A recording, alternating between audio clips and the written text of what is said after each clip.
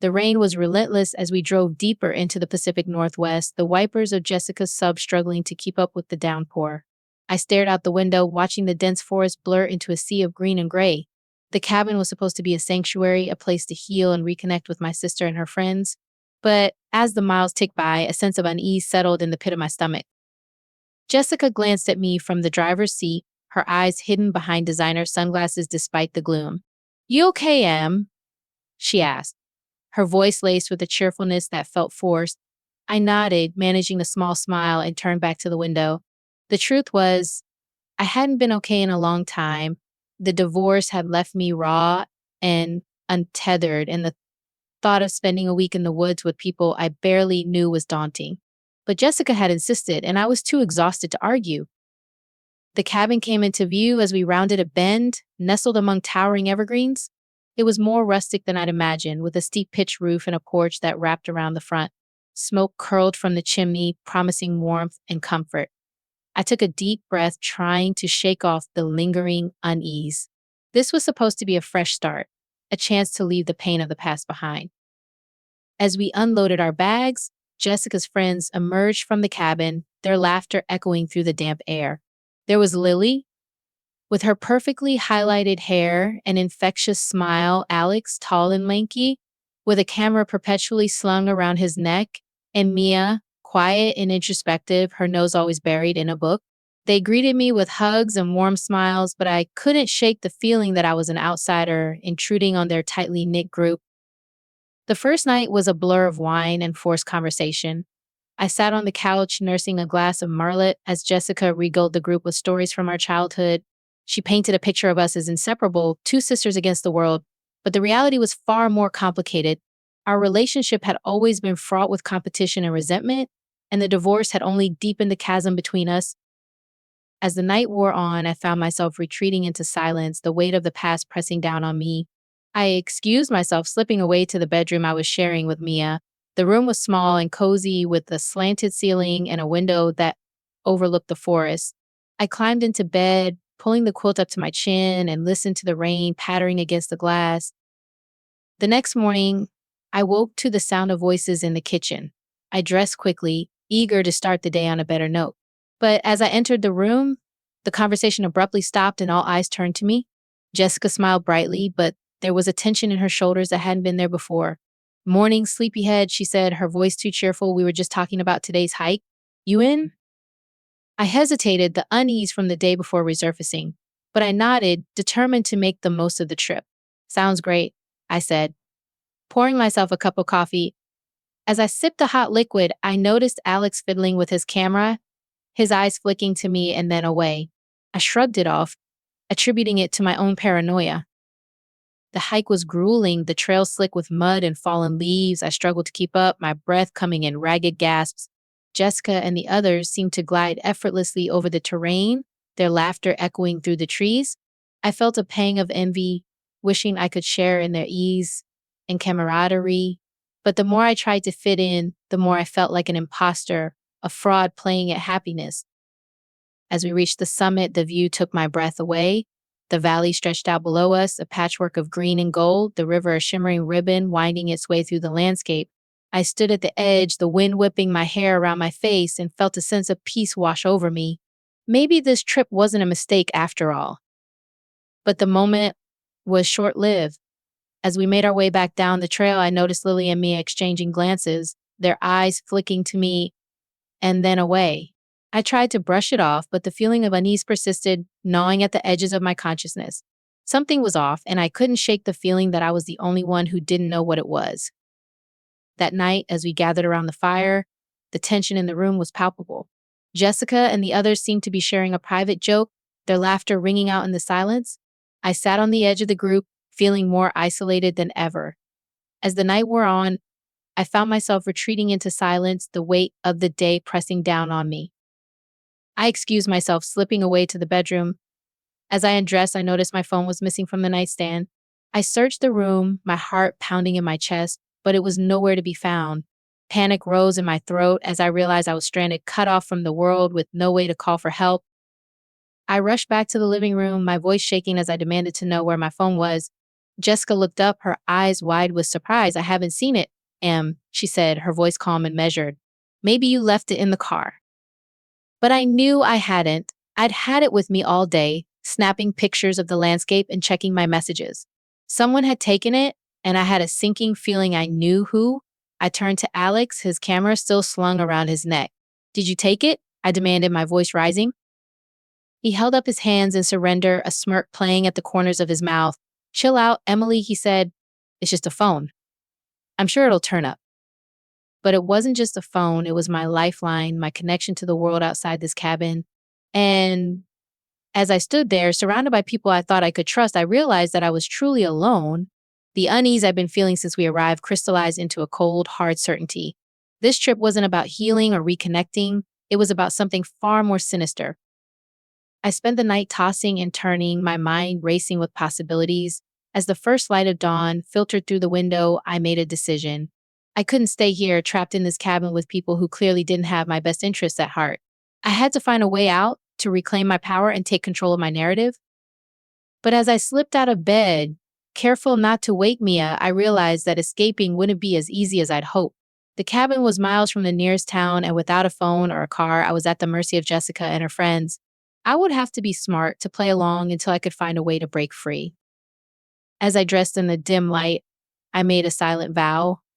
I wouldn't let them break me, wouldn't let them rewrite my story to suit their own twisted narrative.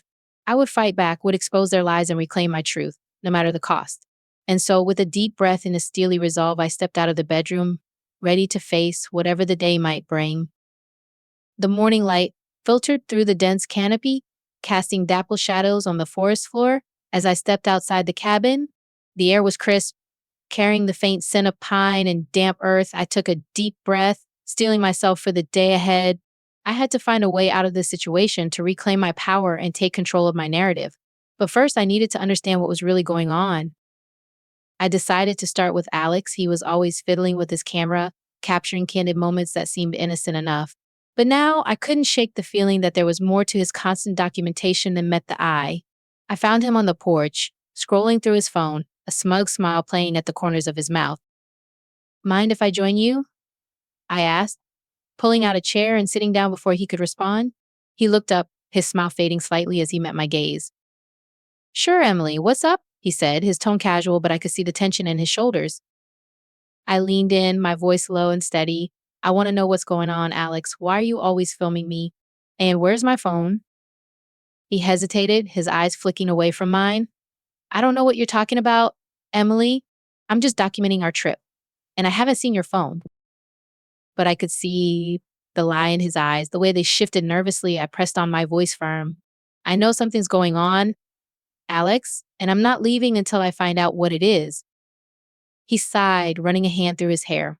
Look, Emily, it's not what you think. We're just having a little fun, that's all. No harm intended. Fun? I repeated, my voice rising. You think this is fun? Stranding me in the middle of nowhere, taking my phone, filming me without my consent? That's not fun, Alex. That's cruel.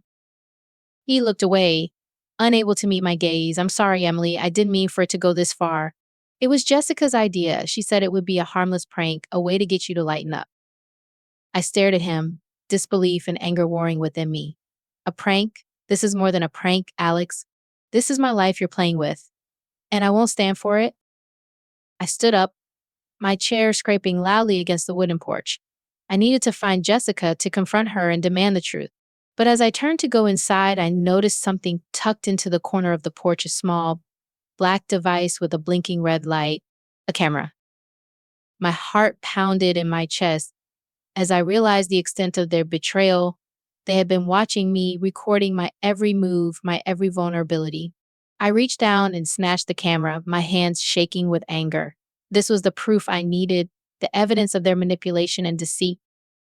I stormed into the cabin, my voice shaking as I called out for Jessica as she emerged from the kitchen, her eyes wide with surprise.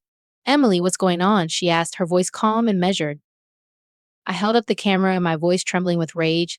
This is what's going on, Jessica. You've been spying on me, recording me, manipulating me, and I want it to stop. Now. She looked at the camera, then back at me, her expression unreadable. Emily, calm down. It's not what you think. Not what I think, I repeated, my voice rising. Then what is it, Jessica? Because from where I'm standing, it looks like you've been plotting against me, using me for your own twisted entertainment. She sighed, her shoulders slumping slightly. Fine, Emily, you want the truth? Here it is. Yes, we've been recording you. Yes, we've been manipulating the situation, but it's not for the reasons you think. I stared at her, waiting for her to continue. She took a deep breath, her eyes meeting mine. We're creating content, Emily, for a reality show. The network wanted drama, conflict, tension, and we gave it to them. We gave them you. I stared at her, disbelief and horror washing over me. A reality show? You did this to me for a reality show? She nodded, her expression unapologetic. It's a cutthroat industry, Emily. You do what you have to do to get ahead. And besides, it's not like you haven't benefited from it. Your social media following has skyrocketed. Your name is out there. You should be thanking us. I stared at her, my vision blurring with unshed tears, thanking you for manipulating me, for betraying my trust, for using me as a pawn in your sick game. I won't thank you, Jessica. I won't thank any of you. I turned and walked away, my mind racing with the implications of her revelation. I had been used, manipulated, my life turned into a spectacle for the entertainment of strangers. And for what? Ratings? Followers? It was sickening. I retreated to the bedroom, my hands shaking as I packed my bags. I needed to get out of here, to escape the toxic environment and the people who had betrayed me so deeply. But as I zipped up my suitcase, I realized that I had nowhere to go. I was stranded, cut off from the world with no way to call for help. I sank down onto the bed, the weight of my situation pressing down on me. I felt helpless, trapped, my power stripped away by the very people who were supposed to support and protect me. But I couldn't give up, couldn't let them win. I had to find a way out, to reclaim my power and take control of my narrative. As I sat there, my mind racing with possibilities, I heard a soft knock at the door. I looked up to see Mia standing in the doorway, her expression tentative. Emily, can I come in? She asked softly. I nodded, gesturing for her to enter. She closed the door behind her, then turned to face me, her eyes filled with regret. I'm sorry, Emily. I never wanted any of this to happen. I tried to stop them, to make them see how wrong it was, but they wouldn't listen. I looked at her, searching her face for any sign of deceit, but all I saw was genuine remorse, a deep sadness that mirrored my own. Why are you telling me this now, Mia? I asked, my voice barely above a whisper. She sighed, running a hand through her hair. Because I can't stand by and watch them destroy you, Emily. You deserve better than this. You deserve the truth. I stared at her, a glimmer of hope sparking within me. Maybe I wasn't as alone as I thought. Maybe, just maybe, there was a way out of this nightmare after all. What do we do now? My voice steady and determined. Mia met my gaze, her expression resolute. We fight back, Emily. We expose their lies, their manipulation, their betrayal. We take control of the narrative and reclaim your truth. And I know just how to do it. Together, we began to formulate a plan, our voices low and urgent as we strategized our next move. Mia revealed that she had been secretly documenting the group's conversations, gathering evidence of their manipulation and deceit. She had recordings, screenshots, and even a few incriminating emails that proved their involvement in the reality show scheme. With Mia's help, I began to piece together the extent of their betrayal. They had been planning this for months, carefully orchestrating every moment of our trip to maximize drama and conflict. They had manipulated my social media accounts, posting false information and staging photos to paint me in a negative light. They had even gone so far as to hack into my email, sending messages to my colleagues and clients that jeopardized my professional reputation. As the full scope of their deception became clear, I felt a white-hot rage burn within me. They had taken everything from me, my trust, my dignity, my sense of self. But I wouldn't let them take my power. I wouldn't let them silence my voice. With renewed determination, I set to work, crafting a counter-narrative that exposed their lies and reclaimed my truth. I wrote blog posts, filmed videos, and reached out to my network, sharing my story and the evidence of their manipulation. I refused to be a victim, to be silenced by their betrayal. I would fight back, would rise from the ashes of their deceit, and reclaim my power. But even as I fought to take control of my narrative, I knew that the battle was far from over. Jessica and the others would not go down without a fight, and I would need every ounce of strength and resilience to see this through to the end. But I was ready to face the storm, to weather the onslaught, and to emerge victorious. My truth, shining like a beacon in the darkness. The city lights of Seattle flickered in the distance as the plane descended, the familiar skyline a stark contrast to the dense wilderness I'd left behind. My heart pounded with a mix of trepidation and determination. I was no longer the broken, naive woman who had boarded that flight just days ago. I was a warrior, armed with the truth and a burning resolve to expose the lies that had threatened to consume me. Mia had been instrumental in my escape, driving me to the nearest town where I could catch a flight back home. She had risked her own friendships and reputation to help me, and for that, I will be forever grateful. As we parted ways at the airport, she handed me a USB drive containing all the evidence she had gathered recordings, screenshots, emails, everything I needed to build my case. Be strong, Emily, she said, her eyes filled with a quiet strength. Remember, you're not alone in this. I'll be here fighting alongside you. Her words echoed in my mind as I stepped off the plane and into the bustling terminal. I was no longer alone, no longer the helpless victim of Jessica's manipulations. I had allies, evidence, and a voice that refused to be silenced.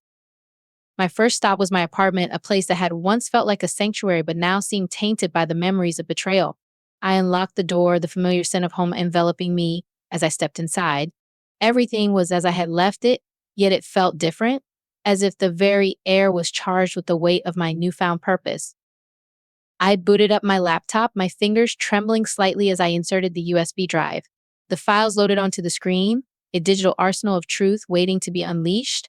I took a deep breath and began to sift through the evidence, my mind racing with possibilities of how to use it. My first instinct was to go public, to blast the truth across every social media platform and watch as the likes and shares rolled in. But I knew that wouldn't be enough. I needed to be strategic, to build a case that was ironclad and undeniable. I needed to take them down, not just in the court of public opinion, but in a court of law. I picked up my phone and dialed the number of an old friend, Sarah, a fierce and tenacious lawyer who had made a name for herself, taking on cases that others deemed impossible. She answered on the second ring, her voice warm and familiar. Emily, it's been too long, she said, her tone shifting to concern as she sensed the urgency in my voice. What's going on? I took a deep breath and launched into the story, the words tumbling out in a rush of emotion. I told her about the trip, the betrayal, the reality show, and the evidence I had gathered. She listened intently, her occasional murmurs of shock and outrage punctuating my narrative. When I finally finished, she was silent for a moment, the weight of my revelations hanging heavy in the air. Emily, this is huge, she said, her voice filled with a mix of awe and determination. We can take them down, but it's going to be a fight. Are you ready for that? I didn't hesitate. I'm ready, Sarah. I'm ready to fight for my truth, no matter what it takes. Over the next few days, Sarah and I worked tirelessly to build my case. We pored over the evidence, crafting a narrative that was both compelling and irrefutable. We reached out to witnesses, gathered statements, and compiled a dossier that laid bare the extent of Jessica's manipulations. But even as we prepared for the legal battle ahead, I knew that the court of public opinion was just as important. I needed to control the narrative to ensure that my side of the story was heard loud and clear. I turned to the one platform that had always been my sanctuary, my blog. I sat at my desk, the cursor blinking expectantly on the blank page before me. I took a deep breath and began to type, the words flowing from my fingertips like a river breaking through a dam. I wrote about the betrayal, the manipulation, the pain of discovering that those closest to you could be capable of such cruelty. I wrote about the strength I had found within myself, the resilience that had carried me through the darkest of times. And I wrote about the truth, the unvarnished, unapologetic truth that I refused to let be silenced. As I hit publish, a sense of calm washed over me. I had done it. I had taken control of my narrative, had reclaimed my voice from the shadows of deceit. Now it was time to let the world hear my story. The response was immediate and overwhelming. My inbox flooded with messages of support and solidarity, strangers and friends alike reaching out to share their own stories of betrayal and resilience. My blog post went viral, spreading across social media like wildfire, the hashtag truth formally trending nationwide. But even as the outpouring of support bolstered my spirits, I knew that the real battle was just beginning. Jessica and the others would not go down without a fight, and I braced myself for the inevitable backlash. It came swiftly and viciously, a barrage of attacks designed to discredit me and undermine my story. Jessica took to her own social media platforms, painting herself as the victim of a smear campaign, a devoted sister betrayed by her own flesh and blood. She twisted the narrative, casting doubt on my evidence and my motives, her followers rallying behind her in a show of misguided loyalty. But I was ready. With Sarah's guidance, I navigated the storm, responding to each accusation with calm and measured rebuttals, backed by the irrefutable evidence we had gathered. I refused to be drawn into a war of words, instead letting the truth speak for itself. As the days turned into weeks, the tide began to turn. The evidence was too compelling, the testimonies too damning. One by one, Jessica's allies began to distance themselves, unwilling to be dragged down by the weight of her deceit. Even Alex, who had once been her most vocal supporter, issued a public apology, admitting his role in the manipulation and expressing his regret. But even as the public turned against her, Jessica remained defiant, refusing to admit defeat. She doubled down on her narrative, her denials growing increasingly desperate and delusional. It was clear that she would never willingly concede, that the only way to truly expose her lies was to take her down in a court of law. The day of the hearing arrived, the air thick with tension as I stood before the judge, Sarah by my side. Across the aisle, Jessica sat with her legal team, her expression a mask of cold indifference. But I could see the fear in her eyes, the flicker of doubt that betrayed her true emotions. The proceedings were intense, a whirlwind of testimonies and cross-examinations that left me emotionally drained but unyielding. I stood my ground, my voice steady and unwavering as I recounted the events of the past months, the betrayal, the manipulation, the pain. And then it was Jessica's turn. She took the stand, her eyes meeting mine in a silent challenge. But as the prosecution began their questioning, her composure began to crumble. She stumbled over her words, her explanations growing increasingly convoluted and implausible. It was clear, even to her most ardent supporters, that she was lying. The turning point came when Sarah presented the final piece of evidence, a recording of a conversation between Jessica and a network executive discussing the details of the reality show and their plans to manipulate me for ratings. The courtroom fell silent as the recording played, the weight of Jessica's deceit hanging heavy in the air. As the judge delivered his verdict, a sense of vindication washed over me. Jessica was found guilty of defamation, invasion of privacy, and emotional distress, the penalty severe and unyielding. She was ordered to pay damages, to issue a public apology, and to cease all further attempts to manipulate or discredit me. But even as the courtroom erupted in a flurry of activity, I remained still, the weight of the moment pressing down on me. I had won, had exposed the truth and reclaimed my narrative, but the battle had taken its toll, leaving me emotionally raw and physically exhausted. As I stepped out of the courtroom and into the waiting arms of my supporters, I knew that the fight was far from over. Jessica and the others may have been brought to justice, but the scars of their betrayal ran deep, a constant reminder of the pain I had endured and the strength I had found within myself. But even as the shadows of the past lingered, I knew that I was not alone. I had a community of supporters, a network of allies, and a voice that refused to be silenced. And with that knowledge, I stepped forward, ready to face whatever challenges lay ahead, my head held high and my spirit unbroken. The city lights of Seattle sparkled in the distance as I stood on the balcony of my apartment, the cool evening breeze whispering against my skin. The verdict had been delivered, the truth exposed, and the weight of the past months lifted from my shoulders. But the journey was far from over. I had reclaimed my narrative, but now I had to rebuild my life, to forge a new path from the ashes of betrayal. The first step was to repair the damage done to my professional reputation. Jessica and the others had worked tirelessly to discredit me, spreading lies and manipulating my colleagues and clients. But with the truth now out in the open, I was determined to set the record straight and reclaim my place in the industry. I started by reaching out to my professional network, sharing my story and the evidence of my innocence. I wrote emails, made phone calls, and even scheduled face-to-face meetings, my voice steady and confident as I recounted the events of the past months. The response was overwhelmingly positive, with many expressing their shock and disbelief at the extent of the manipulation. But even as I worked to repair the damage, I knew that I couldn't go back to the way things were. The betrayal had changed me, had forced me to confront the darker side of human nature and the fragility of trust. I needed to forge a new path, one that was true to my values and my vision for the future. I turned to my art, the one constant that had always been a source of solace and expression. I began to create again, my fingers tracing lines and curves on the canvas, my heart pouring out onto the page. I explored themes of identity, betrayal, and resilience, each piece a testament to my journey and my refusal to be silenced. As I shared my work on social media and my blog, I was overwhelmed by the response. People from all walks of life reached out to share their own stories of betrayal and healing, their words a balm to my wounded soul. I realized that my art had the power to connect, to heal, and to inspire, and I was determined to use it as a force for good. With renewed purpose, I launched a nonprofit organization dedicated to supporting individuals who had experienced digital manipulation and betrayal.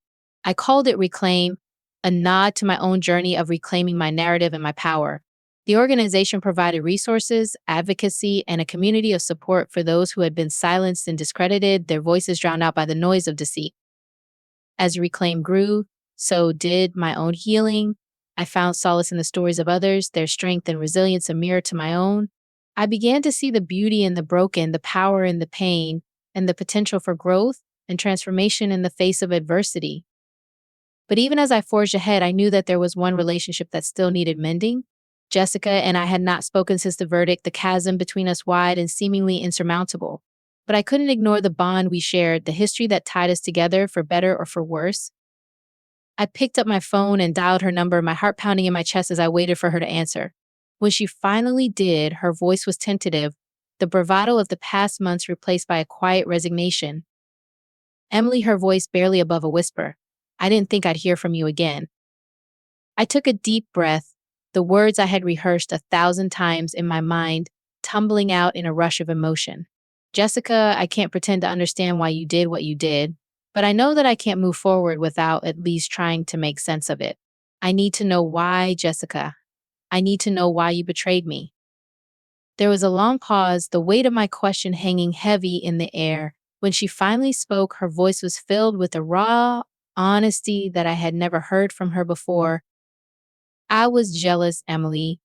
Jealous of your talent, your success, your ability to connect with people in a way that I never could. I saw the way people gravitated towards you, the way they admired you, and I wanted that for myself. I thought that if I could bring you down, if I could make you seem as flawed and imperfect as the rest of us, then maybe I could shine a little brighter. Her words stung, but they also brought a sense of closure, a finality to the chapter of our lives that had been marked by betrayal and deceit.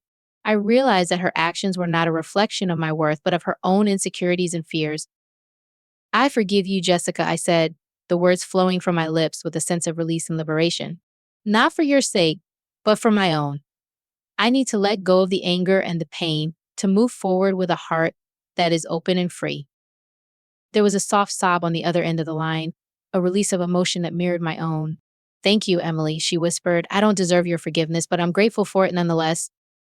As we hung up the phone, I felt a sense of peace wash over me. The journey had been long and arduous, but I had emerged stronger and more resilient than ever before. I had reclaimed my narrative, my power, and my sense of self, and I was ready to face the future with an open heart and a steadfast spirit. With my professional life back on track and my relationships mended, I turned my attention to my personal life. I had been so focused on survival, on rebuilding and healing, that I had neglected the part of me that yearned for connection and intimacy. I began to put myself out there to open my heart to the possibility of love and companionship. I went on dates, joined clubs and groups, and even tried my hand at online dating. It was a journey of self-discovery, of learning to trust again, and of finding the strength to be vulnerable in the face of uncertainty. And then I met him. His name was Daniel, a fellow artist with a heart as open and expressive as his canvas. We connected over our shared love of art and our passion for using it as a force for good. He understood my journey, my pain, and my triumphs, and he accepted me for who I was, scars and all. Together, we began to build a life filled with love, laughter, and a shared vision for the future. We collaborated on art projects, traveled to exotic locations, and even talked about starting a family of our own. It was a far cry from the darkness of the past, a testament to the power of healing and the potential for growth and transformation in the face of adversity. As I looked out over the city skyline, the lights twinkling like stars in the night sky, I couldn't help but feel a sense of gratitude and awe. The journey had been long and arduous, but it had led me here to this moment of peace and contentment. I had reclaimed my narrative, my power, and my sense of self, and I was ready to face the future with an open heart and a steadfast spirit.